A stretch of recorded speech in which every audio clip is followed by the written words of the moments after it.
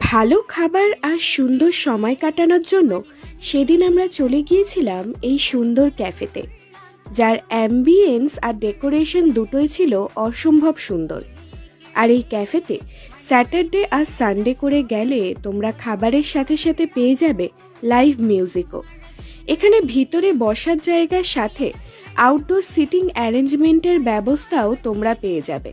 চলো এবার এক ঝলকে দেখে নেওয়া যাক আমরা কি কি ট্রাই করেছিলাম এখানে। ফার্স্টেই নিয়েছিলাম একটা হেজেলনাট ফ্র্যাপে আর আইস ল্যাটে। তারপরেই নিয়েছিলাম একটা চিকেন পেপারনি স্যালামি মিডিয়াম সাইজে আর মঙ্গোলিয়ান প্যান গ্রিল চিকেন। প্রত্যেকটা খাবারের টেস্টই আমাদের লেগেছিল অসাধারণ। তাই তুমিও এবার পুজোতে ভালো কিছু ইউনিক খাবার ট্রাই করতে চাইলে চলে আসতে পারো মধ্যমগ্রামে অবস্থিত এই ক্যাফে বাডিজ